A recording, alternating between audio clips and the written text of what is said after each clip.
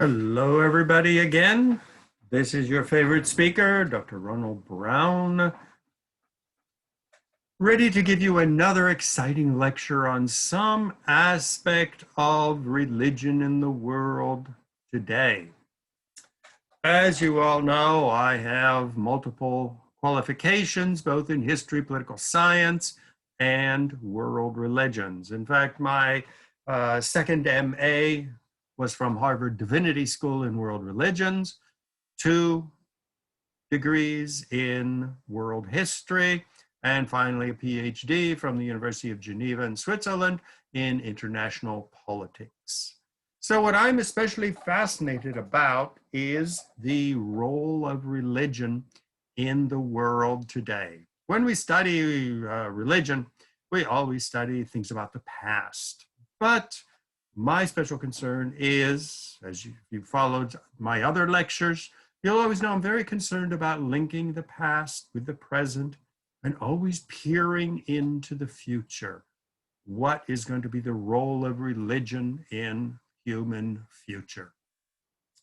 Well, today in this series of Travels with God, we're going to go to my hometown, and this is New York City. Our topic for today is the gods, prophets, messiahs, and saints of New York City. It might sound a bit strange as a title, but when you get, today is 8.5 million people and crowded into one city, you're going to have people who are not quite happy with the religious organizations and denominations and churches and synagogues and mosques and temples and whatever, and they sort of strike out on their own. Well, what are they doing? They are responding to new situations in an urban environment. And this is part of the world history. I mean, sacred cities, as you know from my other talks, cities are where it has happened. Where did Jesus go to be crucified? Was it the little town of Bethlehem? Was it far distant backward Nazareth? No, he went to where the action was, where the Temple of Solomon was, where the priests were. He went to Jerusalem. And the Christians, when they emerged from obscurity in historic Palestine and started making converts, what became the focus of their ministry? Well, for the Western Christians, it became Rome, and we had a Roman Catholic Church. For the Greeks, it became Constantinople. For the Russian Orthodox, it became Moscow. What did the Muslims do when they emerged and started establishing their own religion, Islam?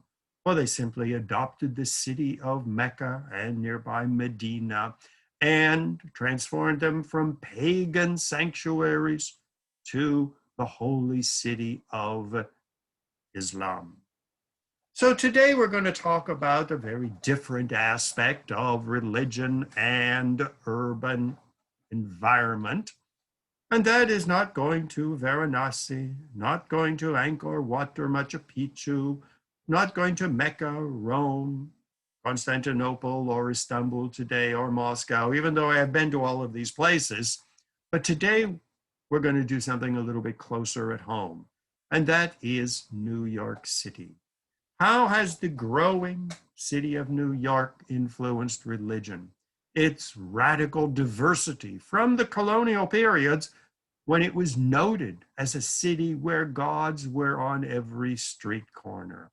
Even today, you can't walk around my neighborhood of Queens without seeing half a dozen houses of worship within visual distance, whether it is a brand new Hindu temple or a mosque or a Catholic church or a synagogue. Whatever it is, nowhere in New York, and especially in Queens, can you escape the diversity of religion. And so into this powder keg, you might say, people stream. They say, why should we be doing this in New York City? So we did it back in the middle of India, but we're in a new environment. should Hinduism be adapted to the new modern technological city of America with radical religious, cultural, ethnic, linguistic diversity? Just to give you an example, I went to a wedding where some students of mine at Touro College who were Hindu were celebrating.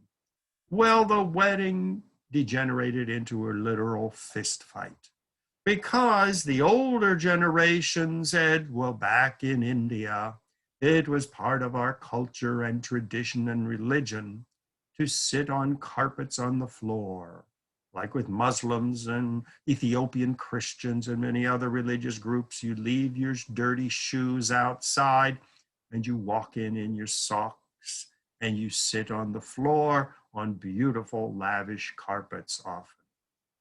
Well, the younger Hindus said, wait a minute, this is America. Nice Americans don't sit on the floor. Nice Americans sit at a table on chairs. So the younger people started bringing in chairs and said, let's be civilized, modern Americans. The older people say, no, that's not part of Hinduism. Hinduism is sitting on the floor in a circle. Well, it literally turned into a brawl. Luckily, there was no alcohol, or it could have been a drunken brawl. But here again, what is religion in the urban environment? Think of the Irish Catholics when they migrated to New York back in the 1840s. They were peasant farmers. Most of them didn't speak English, didn't speak Gaelic, couldn't read and write in any language. They had no urban skills. They were farmers, potato farmers, out in the fields of Ireland. Well, they had to adapt Christianity to modern American society, and especially New York society, where they were the downtrodden, excluded, no Irish need apply. Well, what did Archbishop John Hughes do? He said, hey, even though I was born in Ireland and I value our peasant culture, get an education. And so education became part of Catholicism in New York. He established St. John's University, Fordham University. He said, we need a big cathedral right in the middle of the Protestant headquarters, which at the time was Fifth Avenue. What did he do? Twisted and stole and borrowed and whatever he could to build the monumental St. Patrick's Cathedral on Fifth Avenue, where no Irish even live. But here again, this was adapting religion to a new environment. Well, we're going to see these and other stories in our talk today. On the left, you see the outline, the gods of colonial New York City. We're going to start way back under the Dutch and show how they were producing all kinds of charismatic religious figures. Then the early independent republic following independence, immigrant gods, Irish and Germans and Poles and Russians and Jews. And number 4, the gods of the 60s, when all the young people, the baby boomers like me, were rejecting the religion of our ancestors, of our ethnic group, and going off to California to find a guru, or following many one of the saints and messiahs and prophets that cropped up here in New York City. And then finally wrapping it up with what's going on today. Well, I mean, there's a Messiah, a preacher, a God, a saint on every street corner. So let's get going and do our visit to New York City.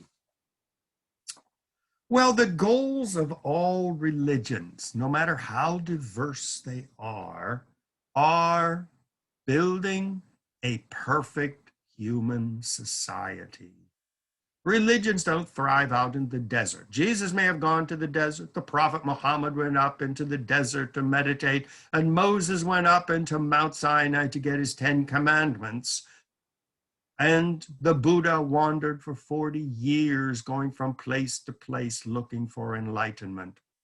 But once you have found the answer, you bring it back to the society. So the central building block of all religions is building a perfect human society and building the perfect human being. On the left, we see the path of Buddhism toward individual enlightenment. Beside that, we see Buddhist monks meditating, purging themselves of desire and self-concern, even self-identity, to become a perfect human being, unattached to any material products. The rules given by religions, whether it is the Quran, the Sharia, the Ten Commandments, or the laws of the churches, these are once again pathways. Thou shalt not kill, thou shalt not steal, thou shalt not covet thy neighbor's wife, forging a perfect human being out of the mud from which he and she was created. In the Catholic Church, you see the guy going to confession, purging his soul of sin, being absolved by the priest. And every society, whether it is Christian or Muslim or Jewish, always extols those individuals who they believe have reached human perfection. So human perfection is part of every religion. I call these the universal building block of religion. Every religion has a path to follow toward self-perfection. Every religion has a way of punishing people who do deviate from the straight and the narrow. So religious leaders have constantly emerged, constantly gathering followers, saying, I am the path, I am the truth, I am the way to enlightenment, to human perfection. Well, we think of all of these different types of religious leaders off in some distant place in India or China or long past in Europe. But today we're going to look at the very same phenomenon here in New York City. This map on the left dates from 1771. So this was after the Dutch period. The English had taken over, but well before the Declaration of Independence. Well, this panorama of New York City, and you'll notice New York back then was hyphenated, it was distinguished by its multitude of houses of worship. You'll see the list of them down along the bottom. 3 Dutch Reformed, the old Dutch who had founded the city. 3 Anglican, or what we would call today Episcopal churches, after the English took over in 1663. 3 Presbyterians, a lot of our early English-speaking settlers were Scottish Presbyterian. 2 Lutheran, 1 French Huguenot, 1 Congregational. Congregational were the Puritans from New England who had migrated here. 1 Methodist, 1 Baptist, 1 Quaker, 1 Moravian from Germany, and 1 Jewish synagogue. So already in colonial New York, there were basically churches and that 1 synagogue, or many of them just called themselves houses of worship, on every street corner. Now, most of these that we see in the picture no longer exist because the Great Fire of 1776 destroyed almost all of old colonial New York. And so unlike Philadelphia or Boston or Charleston, Richmond, Virginia, which have a very ancient core of downtown colonial buildings, New York doesn't have very much. But the history of diversity remained very, very strong in New Amsterdam and New York. Now, why did New York become so diverse? Nobody likes diversity. We like sort of order. Everybody belongs to one church, one religion. And even if there is a diversity, the trend is to say, well, we have one official religion. And that is the case, for example, in countries like Saudi Arabia. It's an Islamic republic or Islamic kingdom. The Islamic kingdom of Iran, the Islamic Republic, it is a Shiite country. The official established church of England is the Episcopal Church. Spain, for centuries, was a Catholic country. Even today, the state of Israel is a Jewish country. Jewish symbols all over. Christians and Muslims are at best second-class citizens. Well, the Dutch, as much as they may have admired such a vision of a nice Dutch colony transplanted to the New World, everybody going to the Dutch Reformed Church, speaking Dutch, well, that was a nice dream. But unfortunately, as you can see on the map, the Dutch claimed a huge territory in North America. The big yellow part and the green part were claimed by the Dutch as their Dutch colony. At the right of the picture, you see a pink area, and you see a big chunk of Long Island in the middle of the picture. It's pink. Those were the fierce Puritans from New England. At the bottom left-hand corner, we see the state of what is today Virginia. But everything in between was claimed by the Dutch. So if you look closely at the map, you'll see Connecticut, Rhode Island, half of Massachusetts, Vermont, all of New York State, all of Pennsylvania, all of New Jersey, and that little green area hanging down at the bottom, that is modern-day Delaware and chunk of Maryland. This was claimed by the Dutch. Well, claiming is one thing, but as we all know, you can claim anything you want to, but you have to back it up with force.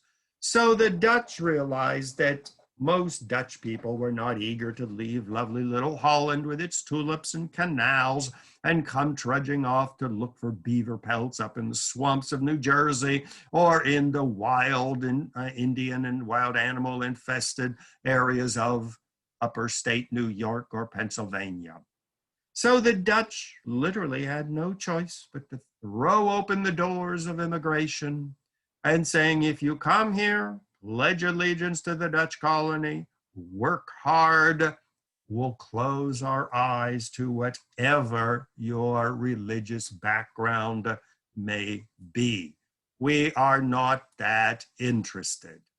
So we see various groups started migrating to the Dutch colony. Quakers and Baptists came. Well, good old Peter Stuyvesant wasn't too thrilled with them, so he banished them to a new town, which he gave them land and established it, called Flushing. Now, of course, the Dutch didn't call it Flushing. It was called Vlissingen, after a town in Holland with the same name. Well, when the English took over, nobody could pronounce Vlissingen, so it very quickly became Flushing. A group of Jews arrived in the 1650s and said, can we come? Well, Peter Stuyvesant didn't really like Jews that much, but he said, well, all right, you can settle here, but you have to take care of yourself. You have to take care of your impoverished, and if you have criminals, you have to punish them. And so the English Jews said, okay, but he didn't banish them to distant Queens or any other place. He put them right downtown beside City Hall on a street which was called Jew Street, so he could keep an eye on them. Well, all these weird people flowing into his colony were really not really welcomed, but they were necessary. Well, other people came in, English, Scottish. You had your first German Lutherans who came.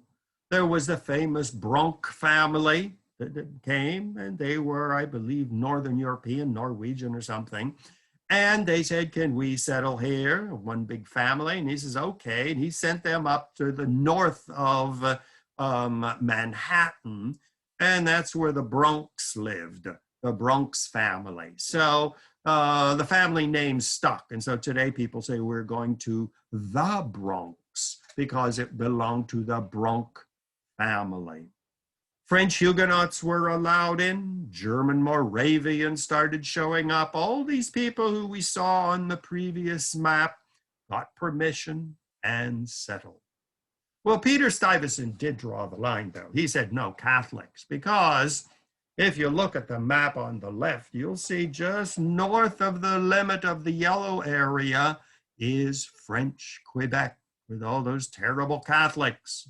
And Peter Stuyvesant was afraid that if he'd let Catholics in, they'd start collaborating with the French up in Quebec and the Spanish down in Florida and Mexico, and eventually take over the colony. So he banned Catholics. I mean, that was pushing his tolerance. And so New York, New Amsterdam as it was back then, became famous as a place of religious freedom. When Peter Stuyvesant sort of got sick of the Baptists and the Quakers in 1857 and decided to get rid of them once and for all, they protested to Amsterdam. They sent a famous Flushing remonstrance. Remonstrance means to protest, saying we were given the right to stay here. We have built homes and we've been good citizens. We should have the right to stay. And they demanded not only the right of Quakers and Baptists to stay, but they demanded the right of all Christians, all Jews, and even all Muslims, who they had probably never ever seen one. But this is Flushing, the area where religious freedom began. And so all kinds of religious groups started coming to New Amsterdam. And when the English took over in 1663, this reputation of New York, as it was renamed, as a place where any religious person, people with no religion, could come and live in relative freedom. Well, not all the people who were attracted were what we would call respectable in the eyes of many of their neighbors. There was good old William Wickenden, 1614 to 1671. Came down from New England, where they got rid of him up there pretty fast, found refuge in New Amsterdam. But he really was taking his religious beliefs a little bit too far. He was what they called back then a dunker. And as you can see on the picture of the right, they were going into New Amsterdam, rounding up people who they considered sinners, throwing them into the nearest body of water and re-baptizing them. Today we call them Baptists, because they believed that if you were baptized as a baby, you were not legally baptized. Because Jesus was baptized as an adult. You can only become a Christian by freely embracing baptism and membership in the church. So you can imagine old William Wickenden walking around the streets of New Amsterdam, and then later on in eventually became other colonies, going up to somebody saying, "What's your religion?" And the person says, "I'm a Dutch Reformed," grabbing them, taking them down to the river, throwing them in the river, and trying to save their soul. Well, needless to say, Peter Stuyvesant got sort of upset about all this because they considered Peter Stuyvesant hellbound because he was baptized as a baby, as were all good Dutch Reformed Christians. So he was arrested and kicked out of the colony in 1656. So this was a limit to how far religion could go. But the problem is, New York had the reputation for freedom of religion, so it attracted just as many lunatics as it did fervent Christians looking for a refuge, or Sephardic Jews looking for a refuge from persecution in Catholic Spain. So New York really started producing its first crop of holy people. Well, Wickenden, you may refer to him not whether a saint or a god or a messiah or not, but he considered himself a martyr to religious freedom in the Dutch colony. Well, when the English took over in 1664, the English came marching in. Well, the English were sort of appalled at the mess that New Amsterdam was. My God, a church or a synagogue on every street corner, Quakers condemning everybody to hell because they were worshiping statues and images. The Dunkers were grabbing people and throwing them in the river. Everybody was convinced that they were going to hell and everybody else, they were going to heaven and everybody else was going to hell. Well, one of the early Dutch English governors was Governor Edward Hyde. He was governor from 1701 to 1708. Here you see his portrait on the left. Well, he was rather eccentric. I mean, he not only believed that, he was really a woman locked inside the body of a man. And so he performed all of his official duties dressed as a woman. He was married with a gang of kids, like everybody was back then, but he just thought that he was a prisoner in the wrong body. Well, he was also a fierce member of the Church of England. And when he took over in 1701, he said, "My patron saint is St. George." And in the middle, you see St. George on his horse slaying the dragon.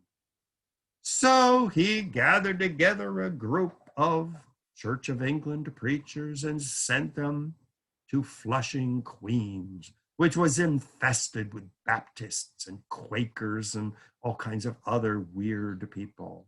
And he told the first pastors, go build a church dedicated to St. George and slay the dragon of heresy. Wipe out the Baptists and the Quakers and the other strange people and drag them screaming and yelling into St. George's church. So he was one of the great crusaders of the city.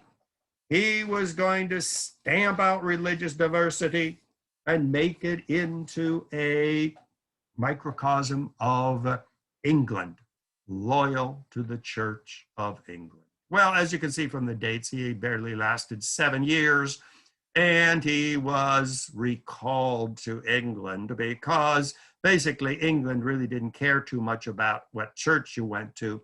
They just wanted to tax the colony, ship beaver pelts overseas and agricultural products and make money. So he didn't last too long. Well, religion continued to break forth with a vengeance in the colonies and especially New York. The first Great Awakening, 1730s and 1740s, was a movement of the colonists to return to the true religion, abandon alcohol, abandon dancing, abandon jewelry and makeup and luxury, and become good Christians. Whatever your religion was, Jonathan Edwards didn't care. You were all sinners in the hands of an angry God. And so you have to return to the true Christian teachings of the Bible. And he was a fierce preacher, crisscrossing the 13 colonies, calling on New Yorkers, sort of like an ancient Billy Graham, calling on sinners to return. Well, like Billy Graham and so many other preachers, Jonathan Edwards found New York City a stumbling block. He could preach his lungs out, and he complained nobody listened to him. They would say, yes, brother, preach, give us God's word. But as soon as he was gone, they were back to their sinful ways.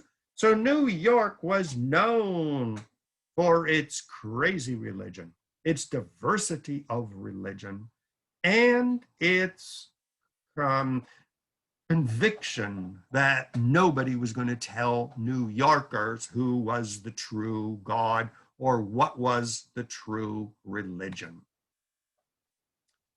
Well, one of the churches which produced one of the greatest flowering of holiness in New York City was, interestingly, the Catholic Church. Of course, under the Dutch and under the English, Catholicism was illegal. If a priest was caught in New York, he was punished by death. There was one priest who would sneak over from New Jersey where he was disguised as a farmer. Nobody knew who he was. He was always called Father Farmer, and he would gather the few Catholics who were hiding in the city. He would celebrate Mass and then get in his boat and go back to New Jersey. But once Catholicism became legal following the American Revolution, then we had a flowering of Catholic saints. The Catholic Church was the only religion at the time which really gave women a central role. Of course, they couldn't become priests or bishops or popes, but Catholic women achieved fame because of their saintliness. On the left, we see Saint Elizabeth Seton, Mother Seton, as she was called. We all know Seton hospitals, Seton schools, Seton University. She's buried here in New York City. And she was a married woman. When her children were grown up, she entered the convent, became a nun, founded a religious order, and was canonized a saint. In the middle was an Indian woman, a Mohawk woman, St. Katrai Terkuitha from upstate New York. And she embraced the Catholic Church and was known to be a very saintly woman and canonized a saint.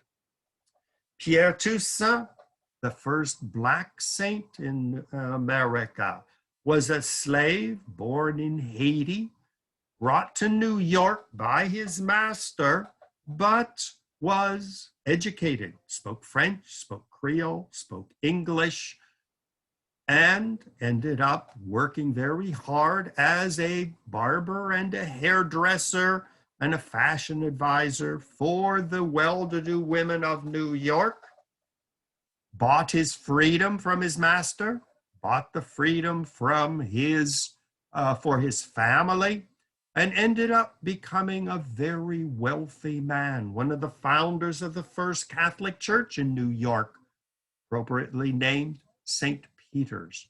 He is the only Black person who is buried in the crypt underneath St. Patrick's Cathedral with all of the bishops and cardinals of New York City. So once Catholicism became legal, well, they exploded in New York, producing a crop of saints and unique Black saints, Indian saints, and white saints, unique in New York history. Well, in 1776, as we all know, everybody rose up in revolt, according to the legend, and America claimed its independence and won the American Revolution. The British left, and we became the United States of America. Well, the American movement for independence was more than just political. Many people believed that freed from Europe, rid of European kings and dukes and bishops and rulers, America was going to set off on a unique destiny. On the left, we see Thomas Cole's painting from the 1830s, New York painter, calling America the new Garden of Eden. John O'Sullivan, a New York journalist, coined the term manifest destiny, saying God had great plans for this new country to spread across the continent, to spread democracy, enlightenment, and Christianity to the world. So this vision of the United States, America, a shining city on a hill, which was first employed by the Puritans up in Boston, became very much the American myth, the American vision. Americans were a chosen people by God, brought here by destiny, destined to spread across the continent to the Pacific Ocean and even further, and to create a perfect society here in America, freed from the religions of the old world, freed from the kings and monarchs and emperors of the old world, create a holy land on earth. Well, no religion summarized this vision of a new nation being born than one of the very first uniquely American religions called the Mormons, or as they called themselves, the Church of Jesus of the Latter-day Saints. Even the name Latter Day, great things were happening in America, and the end of the world, the return of the Messiah. This was going to happen very soon. And according to the Mormons, when Jesus returned, he was going to return to the United States, not ancient Palestine, not Christian Europe, but to America. Apostle Parley P. Pratt came to New York, one of the greatest preachers of his age, a fervent follower of the preachings of Joseph Smith and Brigham Young. Here we see written in one of his letters, I will state as a prophecy that there will not be an unbelieving Gentile upon this continent 50 years hence. Everyone will convert to this new religion. And if they are not greatly scourged or punished, and in a great measure overthrown within 5 or 10 years from this date, and he's writing 1838, if this does not happen within 5 or 10 years, conversion, then we will know that the Mormon beliefs have been proven false. So he really went out on a limb here saying, if within 10 years the United States is not converted to Mormonism, then we will know that the Mormon teaching was false. Well, he was a fierce preacher, and you read the accounts of Apostle Parley P. Pratt. Apostle would be like an archbishop in the Mormon church, one of the great leaders. And according to the accounts of the times, he rose the dead. He healed the sick. He multiplied, I don't know if it loaves and fishes, but he had all of the powers that Jesus had back in ancient Palestine. And he was going to convert the city of New York. Everybody was going to abandon their previous religions and join in this new church. Well, as we all know, that never happened. Well, Parley Pratt was so upset that he rented a ship, the USS Brooklyn, and on February 4th in 1846, he gathered the few of New York who had converted to the new Mormon church, filled the ship with libraries, with printing materials, with everything they would need for life in the wilderness, sailed around South America, the whole way up to San Francisco, marched across land to the new holy city of the Mormons, Salt Lake City. But before he left in 1837, he published his little booklet, Voice of Warning. God would destroy the city of New York for rejecting the true teachings of this new religion. Well, since then, every time there's an earthquake or a fire or a tsunami or some other pandemic, as there is today as I speak, COVID-19, every time the Mormons say this is God's punishment on New York City for rejecting the preachings of the Mormons. Well, as we know, the Mormons basically were ridiculed and expelled, not just from New York City, but from all of the East Coast. They retreated to Salt Lake City on foot. Well, the New York Mormons were a little bit too sophisticated to go walking across the country with cows and chickens all over the place. I mean, they were civilized people after all, so they just rented a ship and sailed leisurely around South America and up to San Francisco, and then just walked to Salt Lake City. I mean, they were New Yorkers after all. I mean, they're not going to endanger their health. But the Mormons were clearly convinced that America, great things were happening. The end days were coming. We were living in the latter days. Christianity of Europe, Catholics and Lutherans and Episcopalians were all abominations in the eyes of God. The Mormons were going back to the old-time religion of the Jewish Bible. Plural marriage was instituted, socialism, where everything that you owned was given to the community. They reestablished leadership of the 12 apostles, as Jesus had done. And like Parley Pratt, they believed that the age of miracles had been restored. Well, New York really didn't get into much to these Mormons, and the Mormons have always considered New York one of the most difficult cities to corral and to convert. Very much the same as Billy Graham would say a couple centuries later. New York was a city that followed nobody when it came to matters of religion. Another group that was inspired with a vision of America as a new Garden of Eden, a new beginning, was John Humphrey Noyes. He also was convinced that a new millennium had begun with American independence. And he gathered his followers, many of them scattered all over New York, New Jersey, Long Island, and New England, took them up to upstate New York, and he built his Oneida community.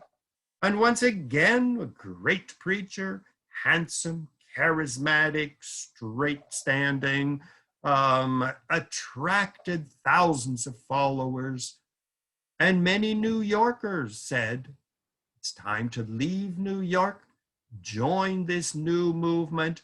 We are the chosen, and we will usher in the new millennium.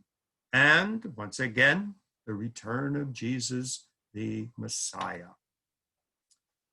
Well, once again, the Oneida community had some rather strange beliefs.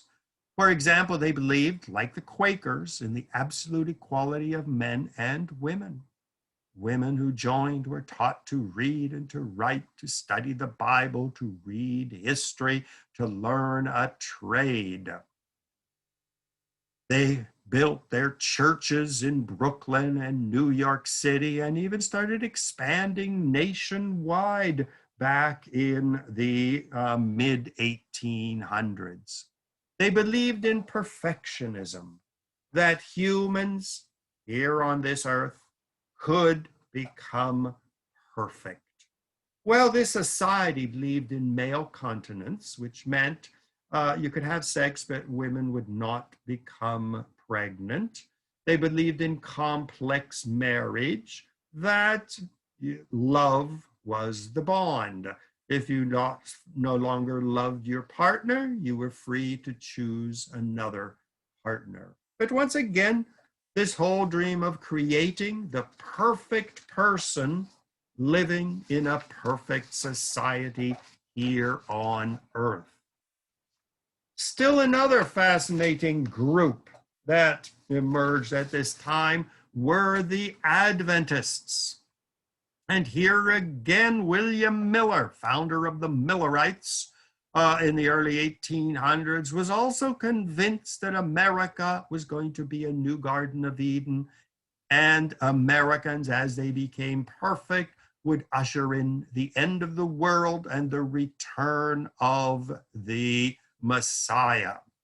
Well, they predicted that the Messiah was going to gather on October 22nd, 1844.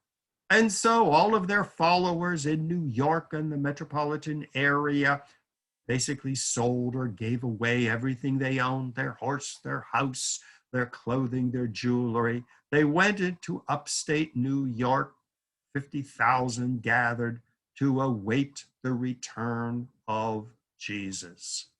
Well, it was predicted for 1843, then it was predicted for 1844, and each time they were deceived. So gradually, the Millerites morphed into the Adventists. They had their big printing press and center over in Brooklyn for many years. And they also believed that the end of the world was coming, but they no longer gave a date. They gave the prediction that it would be soon. Sometimes you've seen bumper stickers on cars. Are you ready to meet your maker? Meaning you should be ready at all times because it could happen before I finish this lecture. A New Yorker who was central to this flowering of religion following the American Revolution was Rabbi Gershom Seiches. He was the rabbi of the Sheret Israel synagogue. Well, in the picture on the left, you see him. He never called himself rabbi. He always called himself reverend because he said, this is America. The ghetto is behind us. The Jew standing behind the throne, pulling the strings, the money lender, the negative stereotype of Jews in Europe, he said, was finished in America. And he told his followers, get out of the ghetto, get involved in the world. He was on the board of trustees at Columbia College, as it was back then, today's Columbia University. He gave sermons in churches. He went around and joined with his religious minister friends on the balcony at the picture at the bottom where you see George Washington taking the oath of office. Standing among them were all of the religious leaders of New York City, including Gershom Seiches. On the top, we see his first little synagogue built in Lower Manhattan. Well, the interior was preserved when they built their new synagogues, the current one on 8th Avenue overlooking Central Park. So they took the candlesticks, the lamps, the benches, and the other decorations from the synagogue, the old synagogue, and they brought it to the new synagogue, and they built what they call the Little Synagogue, attached to the new modern big synagogue. But he is considered the first American rabbi, no longer bound by the ghetto, no longer living in obscurity, but a colleague of George Washington in supporting the revolution, founding many charitable institutions, and preaching in churches and teaching Hebrew, and on the board of trustees at Columbia. Many other religious leaders emerged during this period, many in New York, but many outside New York. Seventh-day Adventists emerged from the Millerites. Shakers, Quakers, Christian Scientists, Mary Baker Eddy up in Boston, Mother Ann Lee, who founded the Shakers, Ellen Harmon White, who transformed the Millerites into Adventists. This was an exciting time in early America, following the American Revolution. Well, not long after the American Revolution, beginning in the 1830s and 40s and 50s, millions of new immigrants began flooding into the country.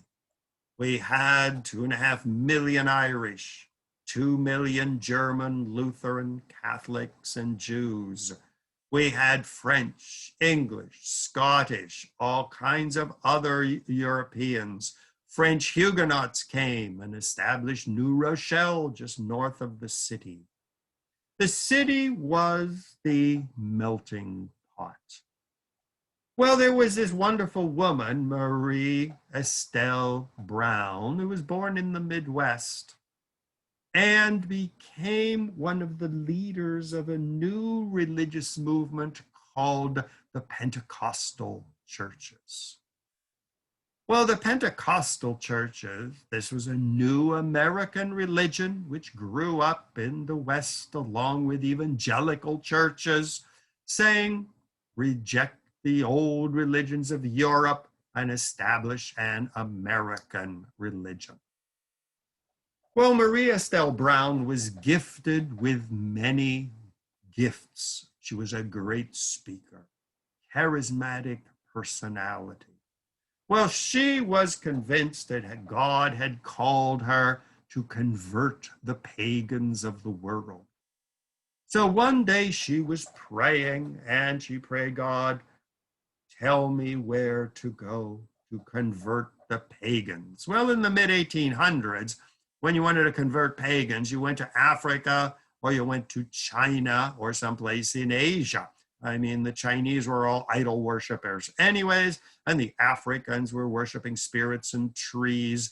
And so she was convinced that her destiny was to go to China. Well, evidently she had a vision. And God, and here I am paraphrasing, said, I will send you to the land that is the most pagan on the face of the earth, a land where pagans abound and refuse to follow the teachings of Jesus. Well, I'm sure poor Marie Estelle Brown got all excited and she had visions of traveling in China. And then the vision said, I am sending you to New York City. Well, I'm sure she paused there and said, did I hear you right? And the vision must have repeated, yes, New York City. So in 1907, she arrived in New York. Well, like most travelers, she arrived at the old Penn Station. And she was walking around and was absolutely flabbergasted. People of all religions, Jews coming in from Eastern Europe speaking these strange Yiddish dialects. Italians were arriving from southern Italy speaking all kinds of dialects and worshiping their statues and medals and all kinds of superstitions. Catholics from Ireland parading statues around and worshiping their priests and bishops. She was appalled and she realized that, yes, New York was the most pagan city in the world. So she saw an old, almost abandoned church right across the street from Penn Station. And she went to the pastor and he said, well, most of the people who worshiped here, the Baptists, have moved uptown. And so the church is pretty well empty. She bought the church on the spot. She would go down as people were streaming in and streaming out of Penn Station. And it is claimed, and she claims, and her followers believe, she would see a group of people coming toward her. She would start preaching to them in whatever dialect or whatever language they spoke. She said that one day a group of Eastern European Jews were coming with their black hats and side curls. She started speaking to them in their local dialect of Yiddish from somewhere in the Ukraine. They said, how can this white woman, who's not even Jewish, know our dialect. And they claim they converted on the spot. Italians streamed into her church, Germans, all kinds of new immigrants filled her church on the left, the Glad Tidings Tabernacle. And until 1971, she was one of the most charismatic preachers. And her church became a microcosm of the melting pot. All of the new immigrants blending into one new religion. So her dream of converting the heathens of China never happened. It is claimed she could heal the sick. She could speak in tongues. And here we see the old thronged Pennsylvania station, bringing in people from New Jersey and the West, new immigrants going to the station to go to their new homes in other parts of the United States. She was there preaching to them. And these so-called evangelical Christians, Pentecostal Christians, were filled with enthusiastic worship. They became possessed by the Holy Spirit, fell on the floor. In my family, we call them holy rollers. But one of the great charismatic preachers of New York City. Another great New Yorker who transformed the city was Archbishop John Hughes. Born in Ireland, came to first Maryland, tried to get in the seminary to become a priest, was rejected, finally got in, and was such a fierce preacher, so dedicated to saving his Irish Catholics from the ravages of nativists in America. He was appointed the auxiliary bishop, then Archbishop of New York, and took the Irish under his wing. He was so fierce in defending his Irish in this strange and hostile city that he did everything necessary to make them successful. On the right, we see the Irish Hunger Memorial in Battery Park, recreating a bit of the rocky soil of Ireland where the potato famine ravaged. He was called Dagger John because he said, if anybody touches one of my Irish Catholics, you will take your knife out of your boot, and that will be the last time he messes with one of my Catholics.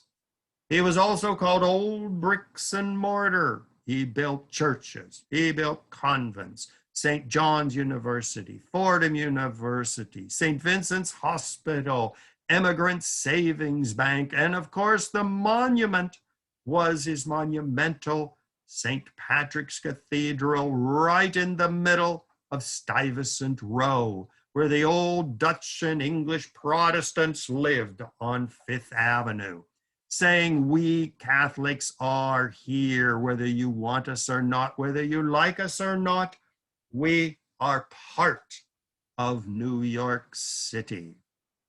One of the greatest religious leaders of New York City. Well, way up in Harlem, which was gradually by the late 1800s becoming an African-American city within a city.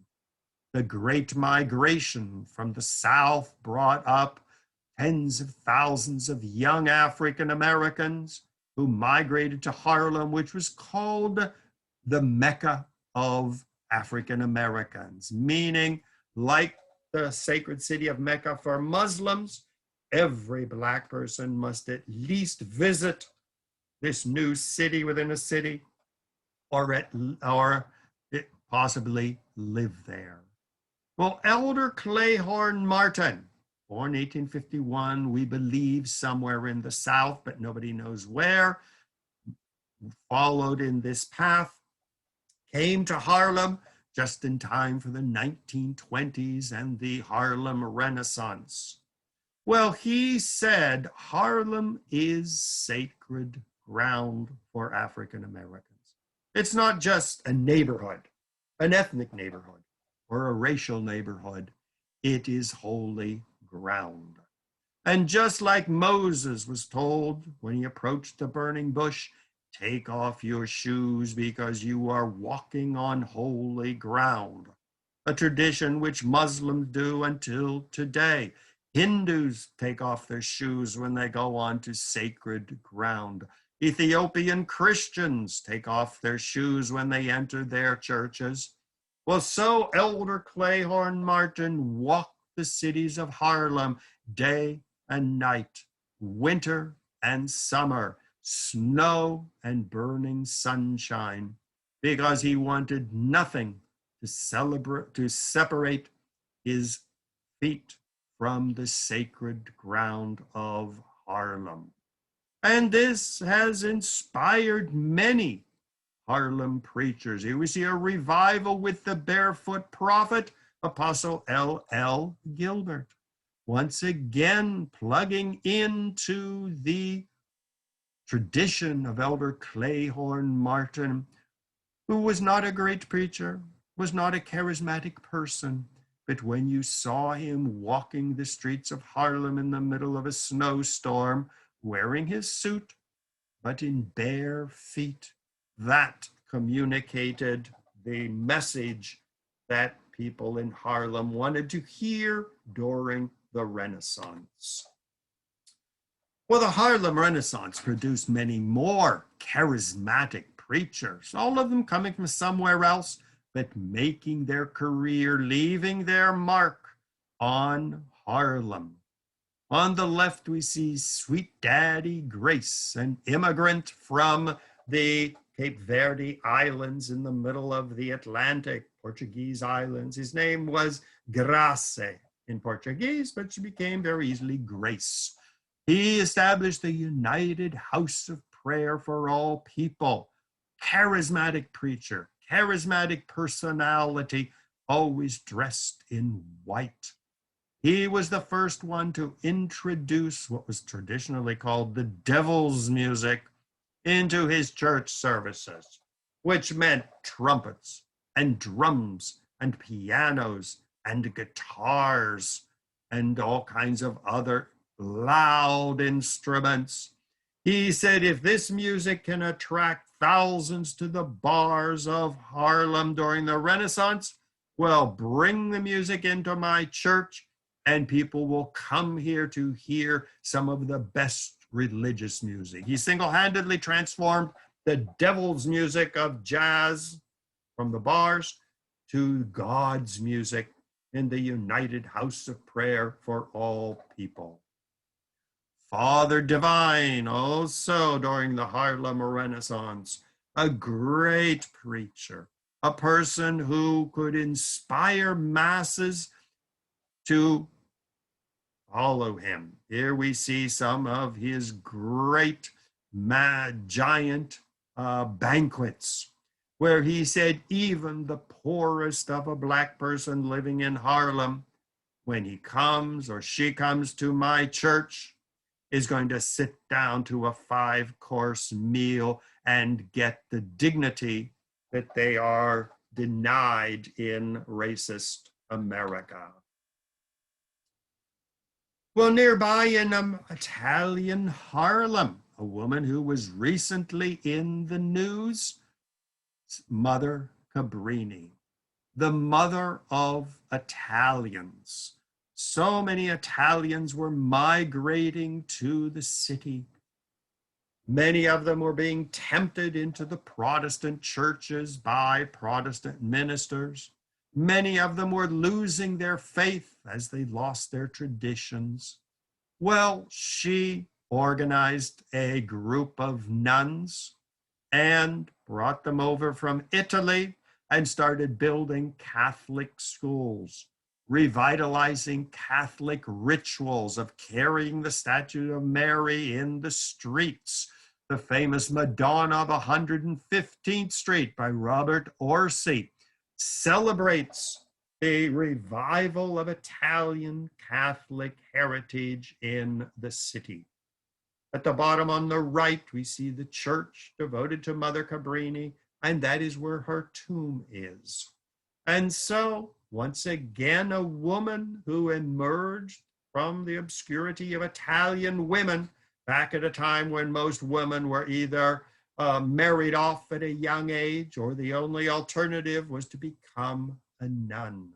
And so a great New Yorker who is called the Saint of Immigrants. Another person who came to New York and transformed the city was Norman Vincent Peale. He took over the descendant of St. Nicholas Church inside the Dutch fort, which was called Marble Collegiate Church, Dutch Reformed, on Fifth Avenue, beautiful marble building. Well, he took over that church just as the Great Depression was on the verge of destroying the city. He also was a great charismatic preacher with a message, the power of positive thinking. Even in the depths of the Great Depression, he said, think positively, visualize success, and you will achieve it. This was the church where President Trump and his family worshiped. And Donald Trump says very, very often that the greatest influence on his life after his father was Norman Vincent Peale. Well, New York continued to produce great preachers and great thinkers. During the 1960s, New York was not in a very good position.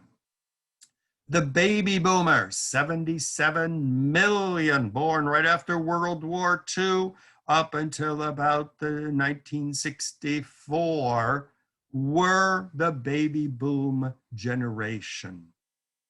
Men returned from war, the greatest generation. They married their sweetheart and moved to places like Levittown or the big housing developments in the city and began mass producing babies. I'm one of 8, perfect baby boom child. Well, as we grew up, we were a rather independent group. And while we were raised to be good Catholics or Jews or Protestants or wherever, to be nice and clean and shower and everything, we began to chart our own generation. We started saying this is the age of Aquarius. This is a time when things are beginning to change.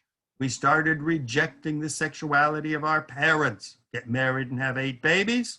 We said, no, let's have sexual liberation. The pill liberated women, the condom liberated men, and free sex began to rule. On the right, you see the Stonewall Inn, where the gay liberation movement in 1964 exploded, calling for even more sexual liberation. When people couldn't find liberation in the big cities of America, they went to San Francisco, Haight-Ashbury district. Make love, not war, rejecting the Vietnam War. Woodstock in 1969, 3 days of peace and music. The United States in the 60s was clearly declining, and New York was in the forefront. Many people considered New York the most sinful city in the world. As Billy Graham often repeated, it was the city which rejected him. Stonewall, gay liberation. Prayer in schools was banned in 63. Wars, protests against the Vietnam War, draft dodgers. Betty Friedan, the feminine mystique, called The Woman in Her Levittown Kitchen with her electric toaster and vacuum cleaner waiting for her man to come back from work was not paradise, it was a prison. Roe versus Wade legalized abortion on demand. All this began in New York. 42nd Street, as you can see in the upper right, had become the porno capital of the United States. Drugs abounded, LSD, pot, everything else was easy to find and was spreading. Well, not all people were thrilled with this new world that was being born, and there were beginnings of protests. For example, you see, let us pray, a plea for prayer in our schools. A Catholic woman emerged. Here again, this was Dorothy Day, one of the many Catholic women who either became a nun or became a saint or came very close to sainthood. She established the Catholic Worker, and she tried to organize poor people, organize the working class. She was accused of being a communist or a sexist, or a socialist, and she believed in freedom. She claims, yes, I am a radical. And she organized centers to take care of women, single mothers, abandoned women. Back then, you weren't called a single mother. You were called a fallen woman with an illegitimate baby. She said that these women should be treated with respect. So she entered this declining world, as many people viewed it as a declining world of the 60s, and responded to it, calling upon people not to get into drugs, to rediscover some type of moral center and moral values. Malcolm X went a completely different direction, gave up the Christianity of his father, who was a preacher, ended up coming to New York as one of the greatest preachers of the new nation of Islam. And he called for a new God for a liberated people. Black people and brown people and people of colors should reject the white God of Christianity, of Judaism. Elijah Muhammad, the founder, one of the founders, along with Noble Drew Ali and others, claimed that the Prophet Muhammad was a brown person. He was an Arab. He wasn't a blonde-haired, blue-eyed Jesus or a white-skinned Moses. He was a person from the middle of Saudi Arabia, having more in common with Africa than with white Europe. A fierce preacher, organized mosques, lived here in Queens, where his wife lived after he was assassinated, alarmed a lot of people by calling on African Americans to join this new nation of Islam.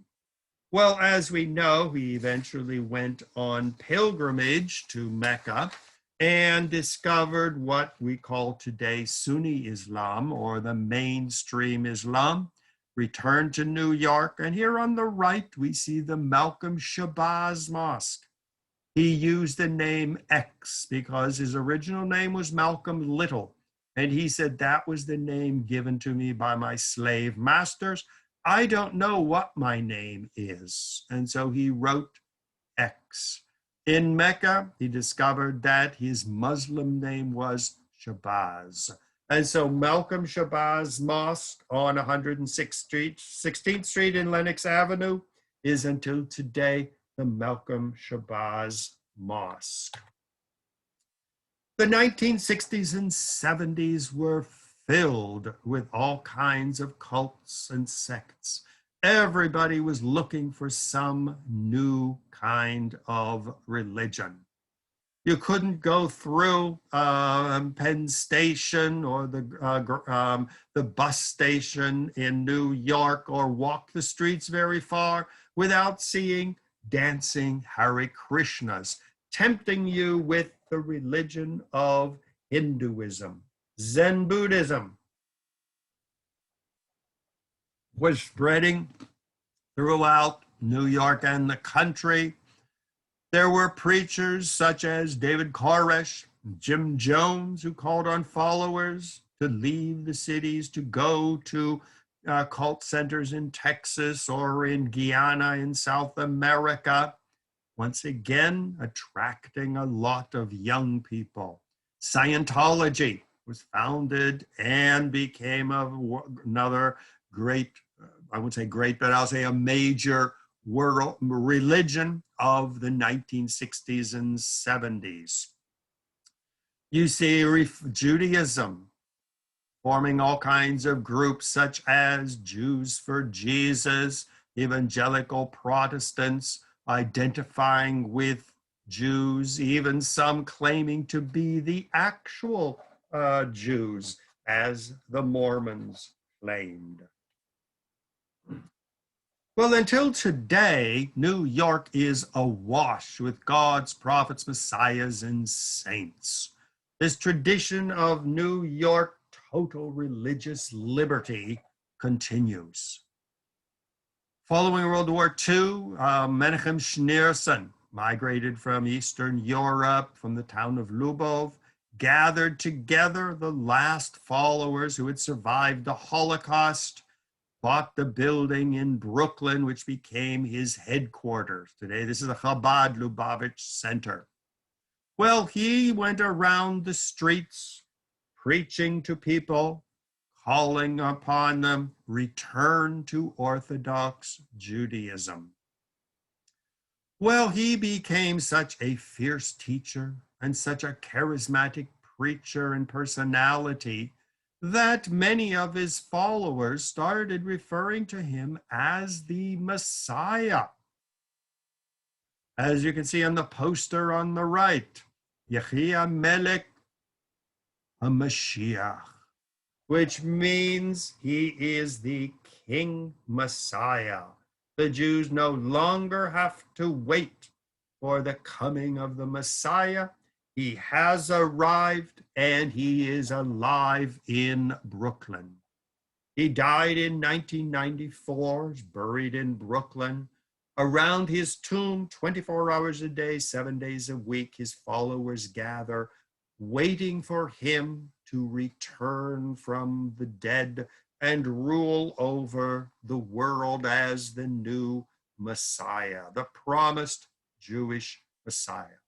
Needless to say, many people consider him a heretic and not authentic Jewish, but to his most fervent of followers, he remains the Messiah.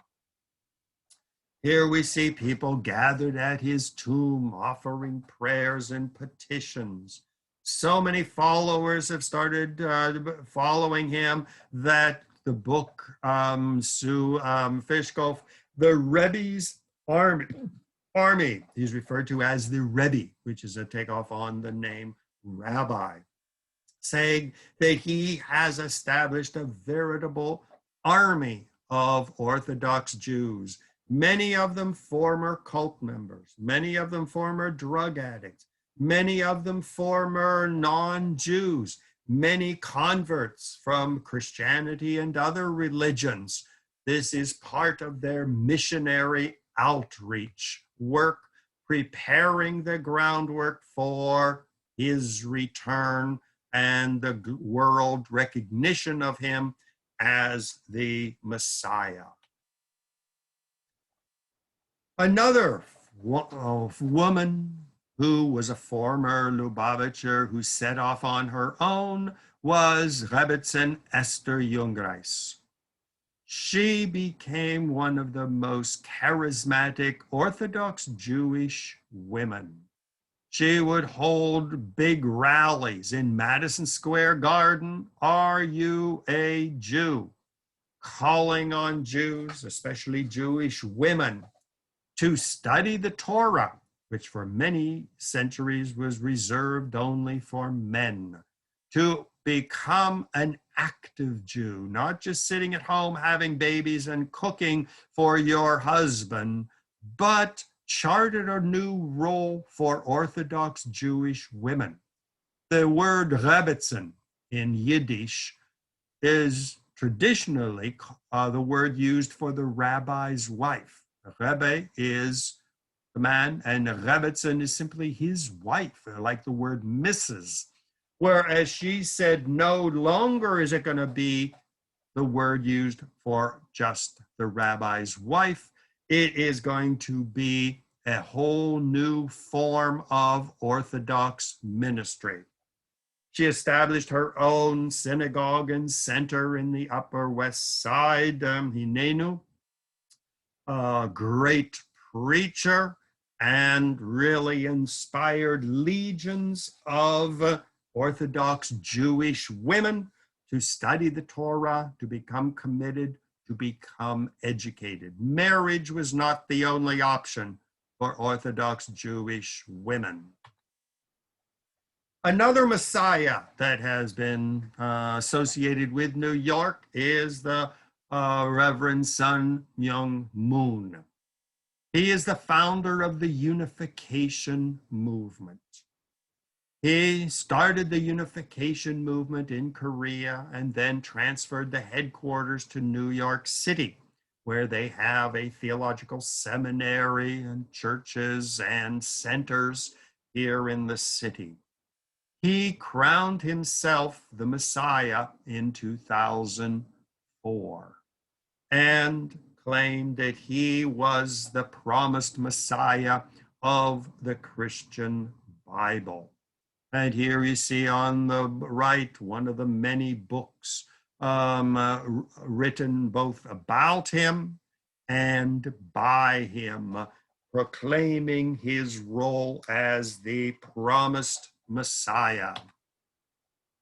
He was famous for his giant wedding blessing ceremonies. Here we see him at Madison Square Garden, where he blessed the marriage of thousands of couples.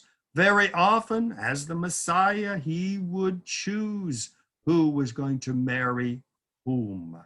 It was not left to chance or falling in love, but he would choose the couples.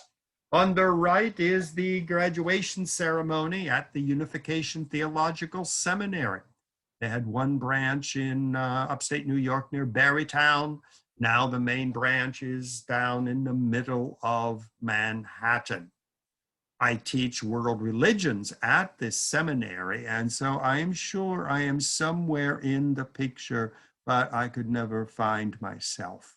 So here again, this is another person who adopted New York City and has made it really a center of religious ferment until today.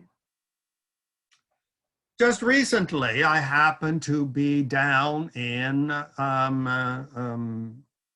Washington Square near NYU. And I just happened upon a Jesus who showed up.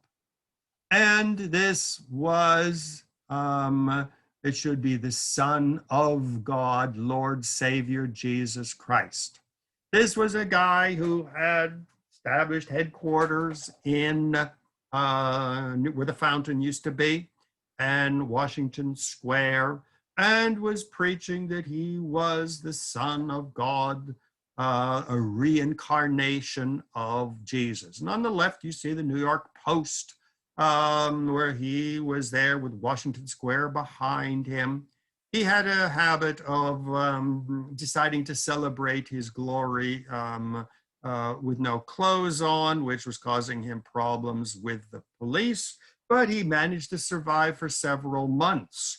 Well, I heard about him, and so I went down there and was taking pictures and wanted to interview him, but he was not very interested in being interviewed. But evidently, a journalist was there from London who was taking pictures.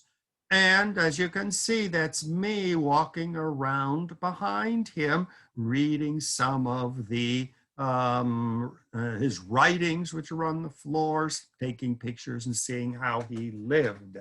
So this is just another one of the not messiahs or not prophets, but this person who claimed himself to be an actual God.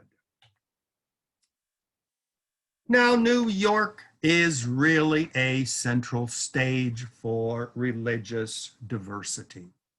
And even religious groups that aren't producing prophets or gods or messiahs or apostles, still they feel that they must make New York part of their religious reality. And so as a new group migrates to New York City, they feel that it is their duty to leave their mark on the city.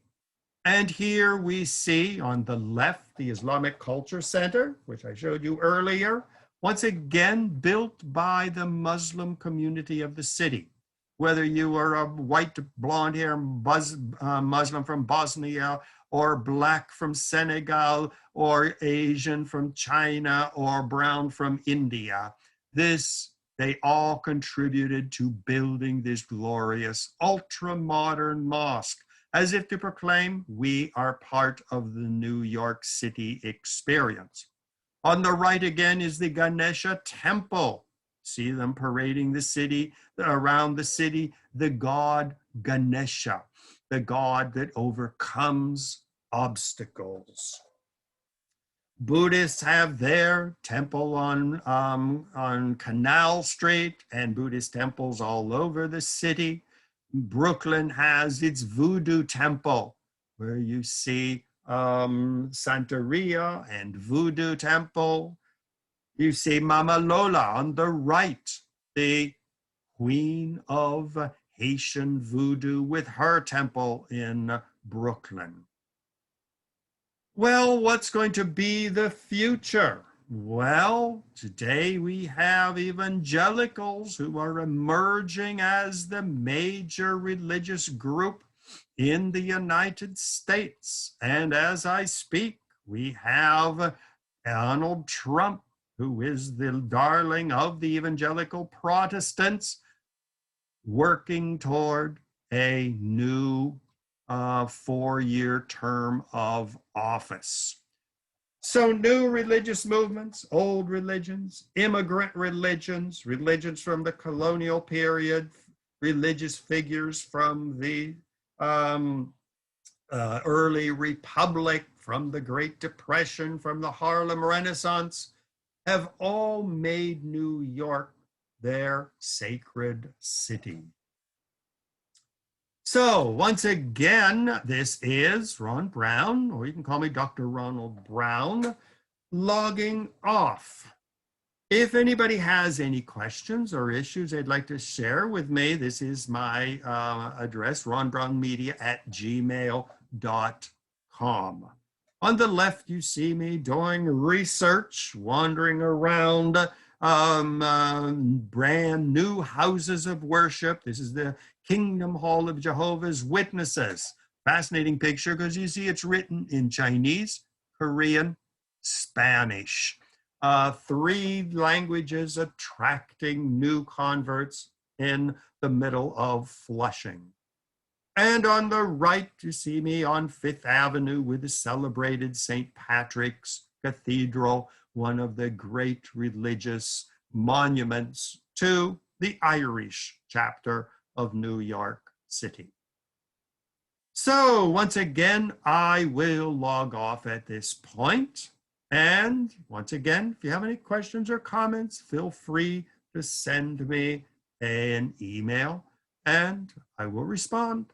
So I hope you enjoyed the program and I look forward to seeing you in the near future for another exciting voyage of exploration into the panorama of world religions today.